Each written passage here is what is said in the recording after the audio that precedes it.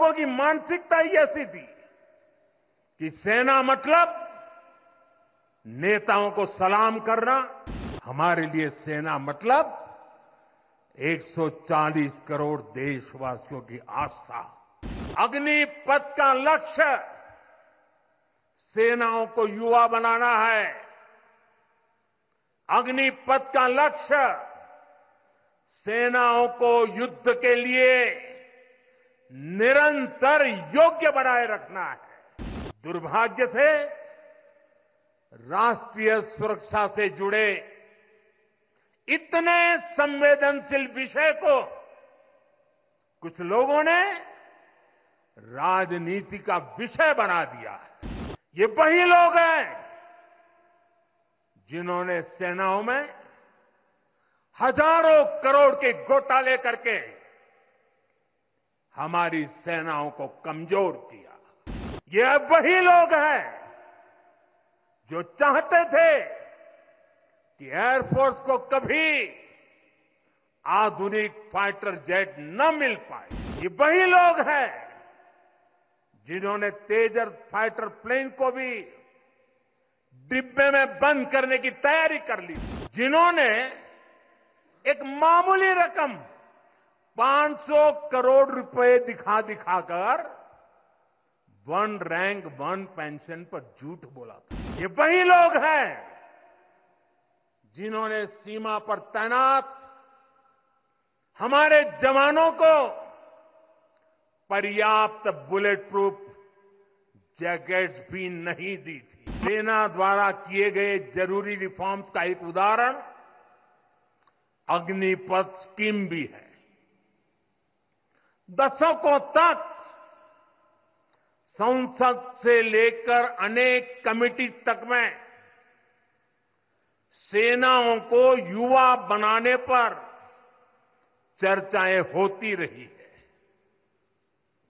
भारत के सैनिकों की औसत आयु, एवरेज एज, ग्लोबल एवरेज से ज्यादा होना, ये हम सबकी चिंता बढ़ाता रहा है। इसलिए ये विषय बरसों तक अनेक कमिटियों में भी उठा, लेकिन देश की सुरक्षा से जुड़ी इस चुनौती के समाधान की पहले इच्छा शक्ति नहीं दिखाई गई। शायद कुछ लोगों की मानसिकता ही ऐसी थी कि सेना मतलब नेताओं को सलाम करना, परेड करना। हमारे लिए सेना मतलब 140 करोड़ देशवासियों की आस्था। हमारे लिए सेना मतलब 140 करोड़ देशवासियों की शांति की गारंटी। हमारे लिए सेना मतलब देश की सीमाओं को सुरक्षा की गारंटी। अग्निपथ योजना के जरिए देश ने इस महत्वपूर्ण सपने को एड्रेस किया है। अग्निपथ का लक्ष्य सेनाओं को युवा बनाना है। अग्निपथ का लक्ष्य सेनाओं को युद्ध के लिए निरंतर योग्य बनाए रखना है।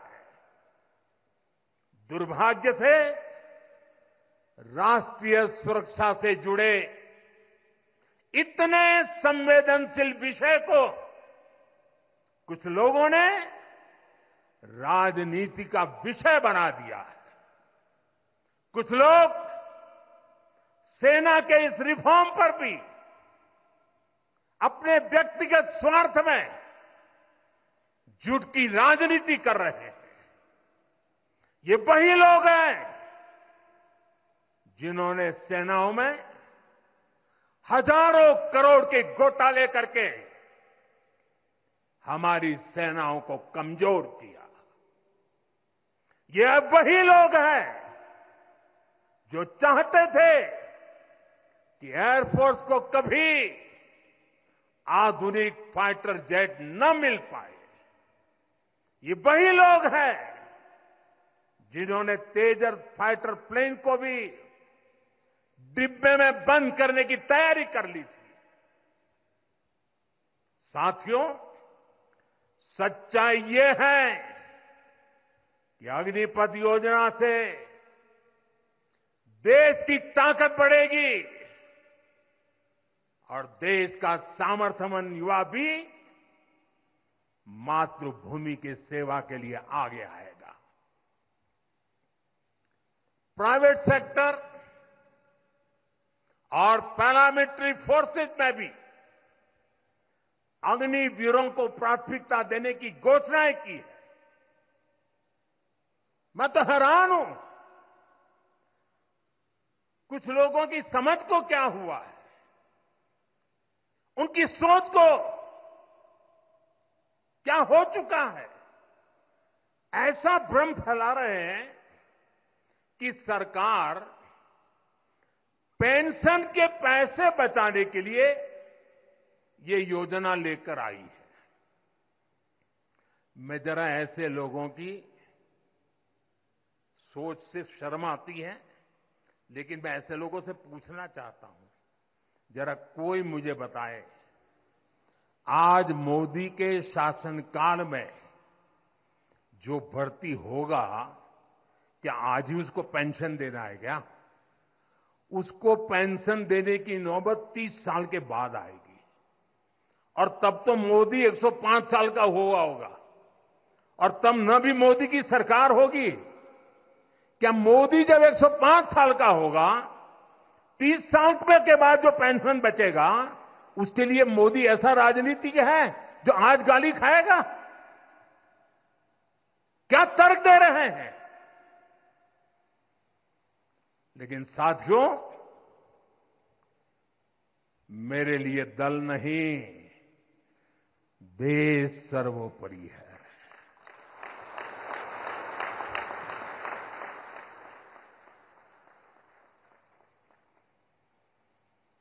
और साथियों, मैं आज गर्व से कहना चाहता हूं, सेनाओं द्वारा लिए गए इस फैसले का हमने सम्मान किया है।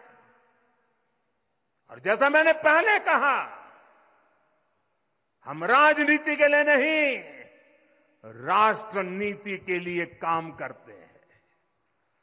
हमारे लिए राष्ट्र की सुरक्षा सर्वोपरि है। हमारे लिए 140 करोड़ की शांति ये सबसे पहले है। साथियों, जो लोग देश के युवाओं को गुमराह कर रहे हैं, उनका इतिहास साक्षी है कि उन्हें सैनिकों की कोई परवाह नहीं है। ये वही लोग हैं जिन्होंने एक मामूली रकम 500 करोड़ रुपए दिखाकर वन रैंक वन पेंशन पर झूठ बोला था। 500 करोड़। ये हमारी सरकार है जिसने वन रैंक वन पेंशन लागू किया। पूर्व सैनिकों को 1.25 लाख करोड़ रुपए से ज्यादा दिए गए। अब कहां 500 करोड़, कहां 1.25 लाख करोड़। इतना झूठ और देश के जवानों की आंख में धूल झोंकने का पाप। ये वही लोग हैं जिन्होंने आजादी के 7 दशक बाद भी सेना की मांग होने के बावजूद भी, देश के वीर सैनिकों के परिवारों की मांग होने के बाद भी हमारे शहीदों के लिए वॉर मेमोरियल नहीं बनाया। टालते गए, कमिटियां बनाते गए, नक्शे दिखाते गए। ये वही लोग हैं जिन्होंने सीमा पर तैनात हमारे जवानों को पर्याप्त बुलेट प्रूफ जैकेट्स भी नहीं दी थी। और साथियों, ये वही लोग हैं जो करगिल विजय दिवस को भी नजरअंदाज करते रहे।